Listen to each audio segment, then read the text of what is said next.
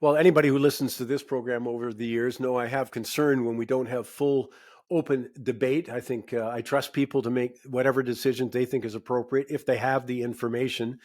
But I've been saying and chronicling that I think that there's been a bit of a chill about are we welcoming questions to be asked, especially of whatever the general public narrative is. But we've also seen it more formalized, at least some of that approach. The talk about misinformation without acknowledging that comes from many, many sources. So my go-to person when I see the government doing something, and you may have heard Bill C-10, Bill C-11, Bill C-36, all of that. My go-to source is Dr. Michael Geist. He's a law professor at the University of Ottawa, but he holds the Canada Research Chair in Internet and E-commerce law, and he joins me now.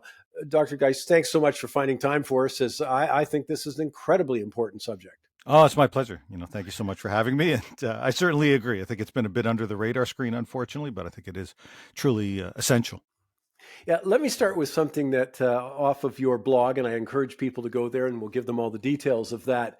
But bottom line, you're saying when you look at the machinations or the Bill C-11, you say in the end it's still going to be the government who will have possible control over content in some ways. And I just need you to elaborate on that. That wasn't very eloquently put. I apologize, but you know what I mean. I do. And I think a growing number of Canadians do, because certainly Bill C-11 has attracted a lot of attention. And, it's a bill that started life as reform to the Broadcasting Act. And the nominal goal was to bring in companies like Netflix or Disney into the Canadian broadcast system and ensure they make contributions. Something, frankly, they're already doing even without the legislation, but this would put it in legislation.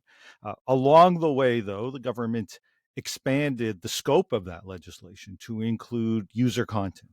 And while I think that there have been some claims associated with this bill that candidly are exaggerated, this is not going to limit what people can post online. It will have, or at least has the potential to have, implications for people's ability to be heard. And I think that's an important part of freedom of expression. And once you start saying, as this bill does, that user content is subject to potential regulation by the CRTC, which can't dictate what people can post, but as I say, can encourage, cajole, perhaps even force some of the large platforms to prioritize some content, in effect, deprioritizing other kinds of content, perhaps put warning labels on certain kinds of content. That is getting into the speech regulation game in a way that I think has left a lot of people really uncomfortable. And I think, perhaps most puzzlingly and certainly troublingly is the government's had just, I don't think, has done a very good job justifying the need to include this aspect in legislation that they keep insisting isn't really their intent. I'm thinking it's also in a broader context. We've heard, and I'm not going to put words in your mouth. These are my words, but this continual talk about misinformation without much acknowledgement that there's misinformation coming from a lot of different sources. I mean, we just had the truckers' convoy hearings, and it was clear that the government was basing some of its decisions. I'm thinking of Governor. Attorney General David Lametti saying he relied on a CBC report to encourage him to implement the Emergencies Act. I'm not going to delve into that. I'm just saying misinformation comes from a lot of places. And I'm not sure at times, for me, it seems like the government is calling the kettle black here. And that's what I find dangerous is this is one step. What's the next step? Yeah, I must tell you candidly, I've been involved in digital public policy for a long time, and this has been a real source of frustration because, I feel as if the government has been quick to tar almost anyone who criticizes as somehow engaging in misinformation. And as I mentioned on C-11, I don't think this is going to censor people's ability to speak out online. And when people say that, I do think that isn't accurate. But similarly, when the government insists that somehow users are out and that there's just no issue here, and at the same time say, well, you know what, we're going to put forward a policy direction that seeks to address these kinds of concerns. Or as we had just recently in the Senate, the government's lead person in the Senate, Mark Gould, frankly, making quite clear that, in fact, yes, user content, he called it third-party videos, but it's user content, was within the ambit of the legislation. In fact, they were anxious to ensure that it was. part of this legislation, and it becomes difficult to engage in, I think, a true, legit public policy process that ought not to be particularly partisan. When you've got, frankly, people at times on both sides sort of exaggerating the scope of things, and the response very often is you're just engaging in misinformation. And frankly, on this issue, on Bill C-11, we saw it, I think, just as much from government MPs, from NDP MPs, from Bloc MPs, as we might have from those who are criticizing the legislation on the Conservative side. Just quickly to clear up, the first iteration of this bill was Bill C-10, wasn't it? And it sort of died, in Parliament, and then they didn't waste much time resurrecting it. Yeah, that's right. This bill started as Bill C-10. It was a different heritage minister at the time. It was Stephen Guilbeault, as opposed to the current minister, Pablo Rodriguez. And when it was first introduced, actual user content was explicitly excluded. I mean, this was just not an issue. In fact, the bill itself, even though I personally had some concerns with some elements of it, didn't generate a whole lot of heat and wasn't particularly controversial. And then there was the decision made to remove one of the exceptions, one of the safeguards that had tried to remove user content from regulation. And the bill became far more controversial. That Bill C-10 ultimately did pass the House, but didn't get very far in the Senate, and we ended up with an election. And so the bill died on the order paper. And you're right, within a number of months of the election in 2021, the government was back with this bill. They insisted that they had addressed these concerns. And as experts looked into this, as the head of the time of the CRTC looked into it, it became clear that they hadn't fully addressed this issue. And one of the real disappointments with this process has been the bill ultimately gets to the Senate, passes in the House, it gets pushed through the House, quite frankly. It gets to the Senate. Senate conducts what are the most extensive hearings on any bill almost ever, they're saying. And they come up, and they are convinced that there is a problem here, and they come up with a solution. And now we have the government still rejecting that fix. And it seems to me that if you reject the fix at that point in time, what are you left with? You're left, I think, to surmise that some of the intent is in fact to engage in this kind of regulation, because they have not been able to offer a plausible, credible explanation, other than they've got people lobbying them for why they're excluding a fix that seeks to, frankly, do precisely what the government said it wanted to do in the legislation. What and it certainly concerned me when I read reports on your blog about how they went about passing it. That they had amendments that were set out, I think 100 of them, that pretty much were in secret. At least that would be my layman's term for it, was in secret. And all of a sudden, they're pushing this bill through. It was awful. And there's no other way to describe it. This was the true, sausage making of law, but it was done in an unnecessarily undemocratic fashion. And so what the government had decided, aided in this case by both the NDP and the Bloc, was that there was no need for further debate and what on this bill as well as they were in committee, and they were moving to what is known as clause by clause. And so Yes. What happens, for your listeners who aren't aware, is that in clause by clause, they literally go clause by clause in the bill. It's open to members of parliament to suggest amendments. Those amendments get raised. There's a chance to debate and explain, ask questions of officials, and then there's a vote whether to include it or not. And so a lot of the changes that happened during the parliamentary process happened during this clause by clause review. What happened was the government said, we are going to allocate just a day for this, one last day for it. And if at 9:00 in the evening, there are still amendments to be discussed, still clauses to be reviewed, we will simply review them with no further debate, not even mentioning what the amendment is. We're simply going to vote again and again and again. And they did that over 100 times, with the public not even in a position to know what it is they were voting on. And it was both wholly unnecessary. I mean, this was not quite a year ago, but it was 9 or 10 months ago. So the bill had a long way to go. There was no reason, there was no urgency there.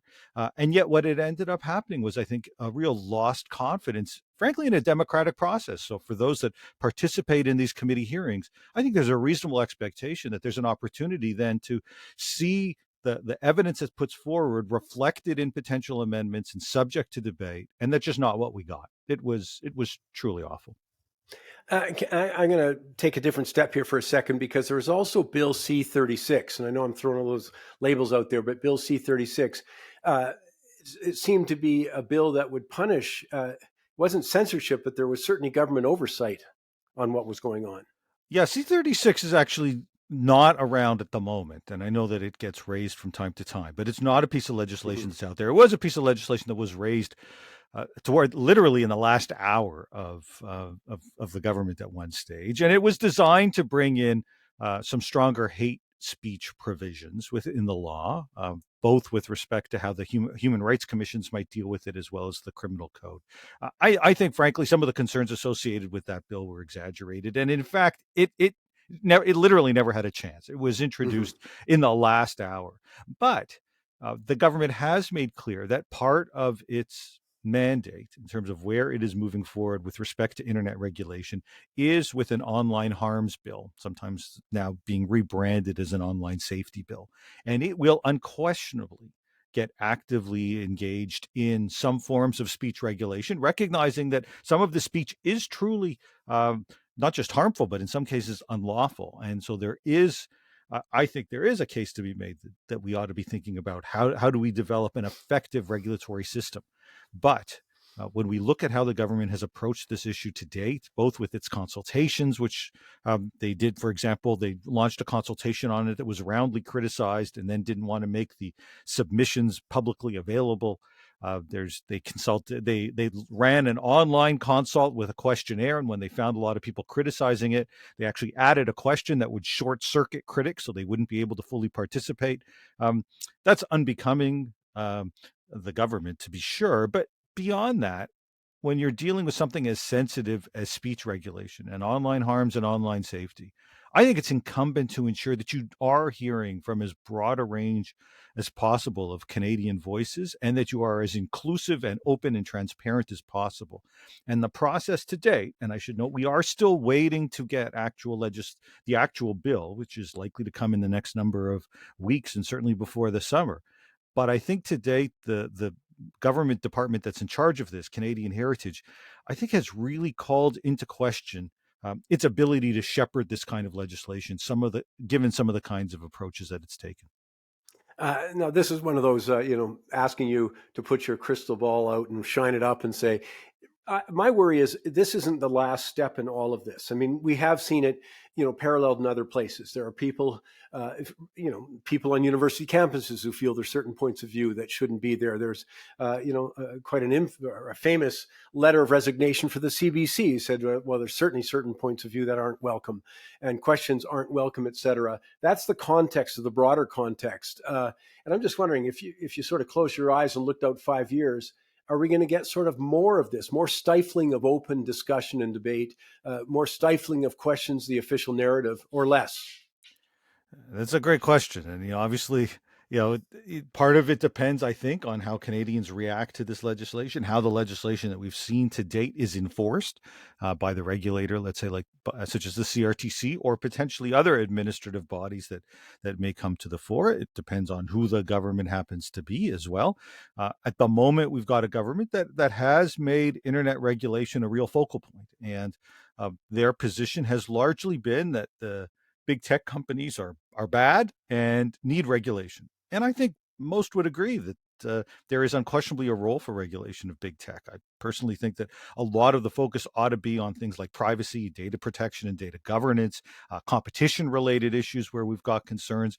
The government, I think, almost inexplicably hasn't prioritized those issues. They've gone more, quite frankly, for some of the content related issues, almost treating these companies like a policy ATM, where they're looking for withdrawals to fund some of their projects, whether that's the broadcast side, Canadian film and television production that we were talking about, whether it's the media and Bill C-18, a piece of legislation we haven't talked about, which is designed to fund, frankly, every news outlet in the country. And in response, we've started to see the two companies that are most directly affected, Google and Facebook, talk about exiting the market with respect to sharing of news or indexing of news. So some potential serious ramifications there. So, we're we're at a stage where I think there's a fair amount of uncertainty what the internet, or at least what internet regulation, is going to look like in a number of years from now. But the government's left, at least the current government's left, little doubt that they see political opportunity with taking a pretty aggressive regulatory approach and being seen to be, you know, combating in a sense with the big tech companies. Well, there's so much more to go in the file. Maybe we'll wait for the next set of Twitter files too. We'll look at those. I mean, I'm sure you've got your hands full in so many areas, but you've just done a wonderful job of educating the public, bringing it to our attention. And I want to invite people, Dr. Michael Geist, but Geist is spelled Geist, Geist. Just go to michaelgeist.ca. You can go to the Twitter account, then you can go to, of course, the blog. As I say, a go-to source for me when I want to sort of cut through all of this and figure out what's really going on. My congratulations for that, and my sincere appreciation for you finding the time. Oh, it was my pleasure. Thank you so much for having me.